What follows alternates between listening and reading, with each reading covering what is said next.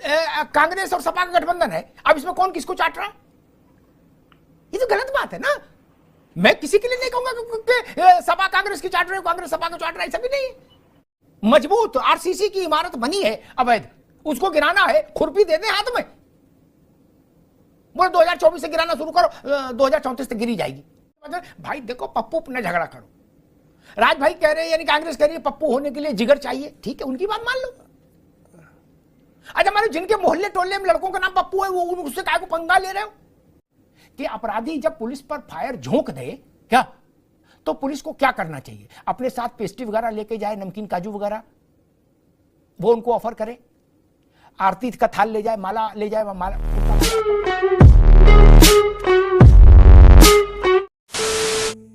नमस्कार दोस्तों, स्वागत है आपका अमिताभ अग्निहोत्री जी की बहुत ही मजेदार और धमाकेदार डिबेट वीडियो में।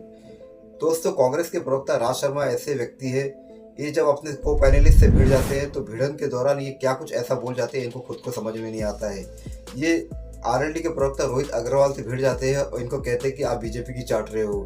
तो दोस्तों, पलटकर आरएलडी के प्रवक्ता ये कहते हैं कि तुम आम आदमी पार्टी की चाट रहे हो। तो दोस्तों, अमिताभ अग्निहोत्री जी ये कहते हैं गठबंधन का मतलब चाटम चाटी होता है। तो अमिताभ अग्निहोत्री जी इनकी चाटम चाटी का पूरा व्याख्यान सामने कर देते हैं और इसके बाद ये राज शर्मा बीजेपी के प्रवक्ता से पप्पू शब्द को लेकर उलझ जाते हैं। तो दोस्तों, अमिताभ अग्निहोत्री जी समझाते हैं पप्पू, पूरा पप्पू का था। तो दोस्तों, डिबेट वीडियो बहुत ही मजेदार और अच्छी है, जबरदस्त है, मजेदार है, आपको पूरा आनंद आएगा। लास्ट तक देखना जरूरी है आपके लिए, आप देखोगे भी, क्योंकि ये डिबेट वीडियो है ही ऐसी। तो चलिए शुरू करते हैं डिबेट वीडियो, लेट्स स्टार्ट। बहुत दिन हो गए हैं, मजा नहीं आ रहा है। अभी मजा आएगा ना, भिड़ो पिक्चर चालू करो बे। तो सबसे पहले समाजवादी पार्टी ने बुलडोजर का फातिया पढ़ा था, मरसिया, वो कहा था गया बुलडोजर, खत्म हो गया। मुझे याद है आपकी पार्टी के किसी बड़े नेता ने कहा था कि सरकार के मुंह पर सुप्रीम तमाचा, क्या, और ये बुलडोजर तो फिर आ गया हाहाकारी अंदाज में, नहीं धुआंधार चल रहा राइच में। जोशी जी देखिए, समाजवादी पार्टी का अमिताभ जी पहले तो स्टैंड साफ है, हम लोग बुलडोजर संस्कृति के विरोधी हैं और हम लोग और मानते हैं कि जो बुलडोजर है वो न्याय का कभी भी सूचक नहीं। ये तो न्याय के उस हाई न्यायपालिका के ये आदेश को पालन कराने बुलडोजर निकालना पड़ा। 2 मिनट दीजिए, सारे विषय दूंगा, आपको भी निराश नहीं करूंगा और हमारे राजनीतिक विश्लेषक साहब ने भी जो प्रश्न करे उनको भी पूरा जवाब दूंगा। और सर, लोकतंत्र जिस डेमोक्रेसी में हम लोग रह रहे हैं उस पर जो सही एक्शन होता है कि जो हमारी कार्य प्रणाली है उस पर मोहर लगती है जनता के द्वारा। और माननीय योगी जी की जो बुलडोजर नीति है उसका ठीक ठाक जवाब 2024 में दिया है, आधे से भी कम हो गए। और अभी 10 उपचुनाव भी आ रहे हैं, जनता की अदालत में है। त्राहिमाम का भी आपने जो दृश्य वहाँ पर देखा जहाँ पर बुलडोजर की कार्रवाई, हमारी माताएं बहनें थी वो कितना विलाप कर रही थी, आप देख पा रहे थे, कह रहे थे हम पे घर के रहने की व्यवस्था भी नहीं है। तो हम ये नहीं कह रहे कि भाई सरकार का वो है वो खाली नहीं होना चाहिए, लेकिन हम जरूर कह रहे हैं कि मानवीय आधार पर कम से कम 1 तारीख तक, जब तक सुप्रीम कोर्ट की नई गाइडलाइन जो जारी करने को उसने कहा हाई कोर्ट ने, तो वो कम से कम उसको तो आने का इंतजार करना था। लेकिन चूंकि एक्चुअल में चुनावी मौसम है, उत्तर प्रदेश चुनाव की ओर जा रहा है, 10 सीट में जो चुनाव है वो योगी जी का भविष्य तय करने वाला है। दूसरी बात जो समाजवादी पार्टी ने कही वो कही कि हम बुलडोजर को अलोकतांत्रिक मानते हैं। ये बात ही गैर कानूनी है। बताइए, मशीन को लोकतांत्रिक गैर लोकतांत्रिक कैसे आप कहोगे? डायनामाइट लोग गैर लोकतांत्रिक है क्या? तो पहाड़ में सड़क कैसे बन रही है? डायनामाइट लगा के बन रही है। बंदूक गैर लोकतांत्रिक है, सिक्योरिटी फोर्सेस के पास वही है। तोप गोला गैर लोकतांत्रिक है, सेना के पास वही है। गैर लोकतांत्रिक क्या होता भाई? कोई मजबूत आरसीसी की इमारत बनी है अवैध, उसको गिराना है, खुरपी दे दे हाथ में, बोले 2024 से गिराना शुरू करो, 2034 तक गिरी जाएगी। लोकतंत्र संविधान इतना सस्ता बना दिया गया कि भाई समझ ही नहीं आ रहा। आलू भी मीठा निकल जाए तो कहेंगे लोकतंत्र की हत्या हो गई, ये आलू मीठा है? और खीरा कड़वा निकल जाए तो कहेंगे संविधान की हत्या हो गई। ऐसा थोड़ी ना होता मेरे भाई। गठबंधन में राज भाई, गठबंधन के गांठें बड़ी पुरानी है इस देश की राजनीति में। गठबंधन में कौन किसको चाटता है? ये चाटा चूटी की बात ठीक नहीं। अब आप वहां कांग्रेस का गठबंधन, कांग्रेस और सपा का, अरे रुक जाओ भाई, 1 मिनट, हाय ना करो। कांग्रेस और सपा का गठबंधन है, अब इसमें कौन किसको चाट रहा है? ये तो गलत बात है ना। मैं किसी के लिए नहीं कहूंगा कि सपा कांग्रेस की चाट रहे हो, कांग्रेस सपा को चाट रहा है, ऐसा भी नहीं। ये चाटा चूटी पशुओं का मामला है गठबंधन में। जोशी जी बताओ। नहीं, अपनी अपनी विचारधारा के साथ सब लोग रहते हैं और उसी में अलायंस होता है और टूटता है। मायावती जी के साथ 2 बार सपा वाले गए, लेकिन ये चाटा चूटी वाली बात ठीक नहीं। नहीं जोशी जी, नहीं, जो राज भाई कह रहे थे, जो पुरखों के अपमान पर नहीं चाटा चूटी की बात मैंने कही, जो राज भाई ने कही कि आप बीजेपी की, जब उन्होंने उनसे आरएलडी से कहा कि आप बीजेपी के चाट रहे हो हैं चरण, तो मैंने कहा ऐसे गठबंधन में चरण चाटना कोई उसकी एसओपी तो है नहीं कि गठबंधन किया तो चरण चाटना पड़ेगा। तब फिर सबके पूछे जाएंगे कौन किसके चरण चाट रहा, तब क्या होगा? वो दिल्ली में आम आदमी पार्टी के चरण जो चाट रहे थे, भाई आम आदमी पार्टी और इंडिया गठबंधन में कांग्रेस और आम आदमी पार्टी में कौन किसके चरण चाट रहा है? उत्तर प्रदेश में सपा और कांग्रेस में कौन किसके चरण चाट रहा है? तो युवराज जी कहा है हमने, तुम्हारे नेता को तो युवराज जी का इतनी मिर्चा क्यों लग रही है? कश्मीर में फारूक अब्दुल्ला और कांग्रेस कौन किसके चरण चाट रहा है? ये बड़ा विषय गंभीर हो जाएगा। भाई एक मिनट अरविंद जी रुक जाओ। अरे भाई पहले यहाँ तो समेट लूं, रुक जा भैया, दोनों लोग रुको। मैं कह रहा हूं आपस में संघर्ष ना करिए, ये चाटने वाला मामला गंभीर हो जाएगा, सैकड़ों सवाल खड़े होंगे और वर्तमान के चाटने का डिटेलिंग भी लोग मांगेंगे और इतिहास के चाटने की भी डिटेलिंग शुरू कर देंगे। एआई का जमाना है क्या कि देश में जब पहली बार गठबंधन हुआ तो पता करो किसने किसके चरण चाटे। ये सब ठीक नहीं, ये भाषा ठीक नहीं, छोड़ दो। हमारे राज भाई ने किसी को युवराज से संबोधित किया था, प्रदेश की जनता और देश की जनता तो उसको पप्पू से संबोधित करती है। तो ये जो आप युवराज की बात पर चिढ़ गए, ये मुझे ठीक नहीं लगा। राज भाई इतने उत्साहित होकर के चर्चा में शामिल होने, इतनी अच्छी चर्चा हो रही है और ये अमिताभ जी इनकी कोई विषय नहीं है। हमेशा से ये लोकतंत्र पर सवाल खड़ा कर देंगे, संविधान पर सवाल खड़ा कर देंगे। ये तो अपने प्रैक्टिकल पर है।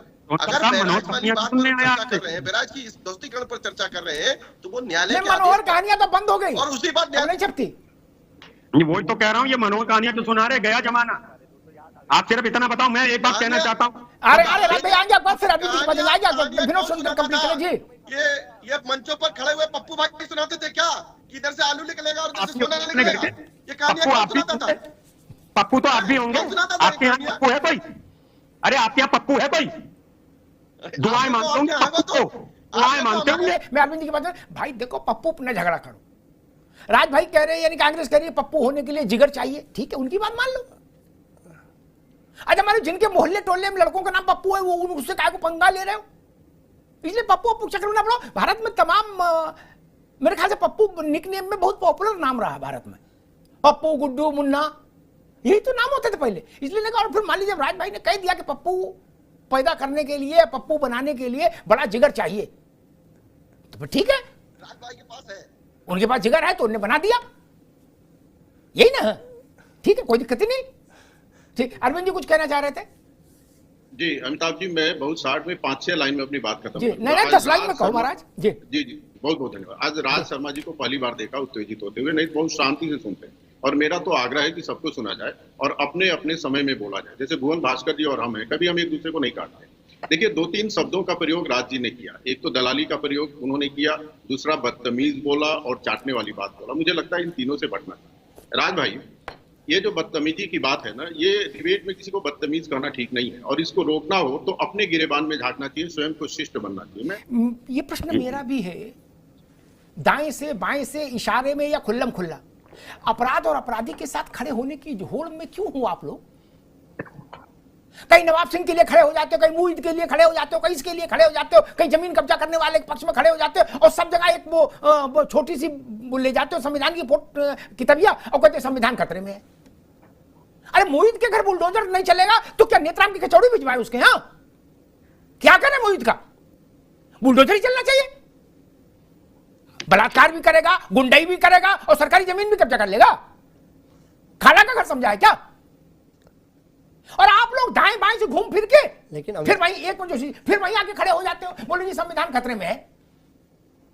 मतलब इन सबको फ्री छोड़ दो, खेलने कूदने दो, बलात्कार साक्षात्कार चलने दो तो संविधान सुरक्षित है।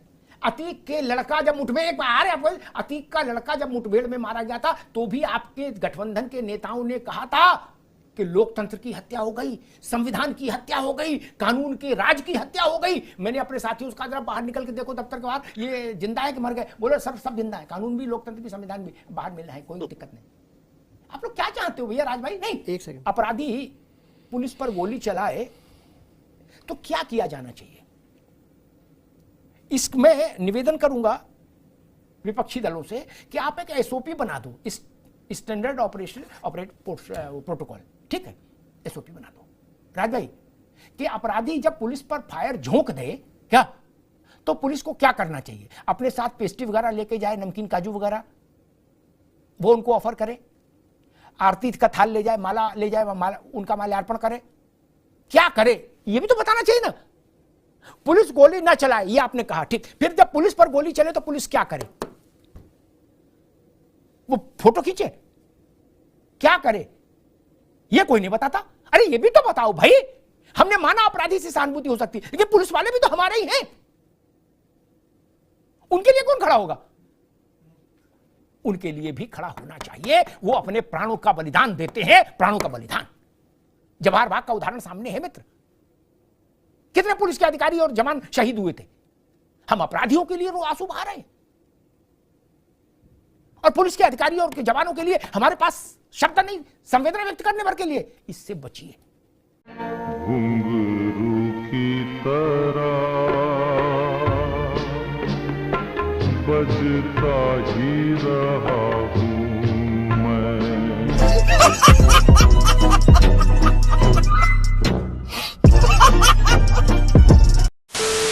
तो दोस्तों डिबेट हो गई खत्म, वीडियो हो गई पूरी। उम्मीद करता हूँ दोस्तों अमिताभ अग्निहोत्री जी की ये मजेदार, धमाकेदार और जबरदस्त डिबेट वीडियो आपको पसंद आई होगी। ऐसी डिबेट वीडियो देखना चाहते हो तो इस चैनल को सब्सक्राइब करते हैं, जरूर जाओगे। मिलता हूँ आपसे अगले वीडियो में, तब तक के लिए जय हिंद, वंदे मातरम।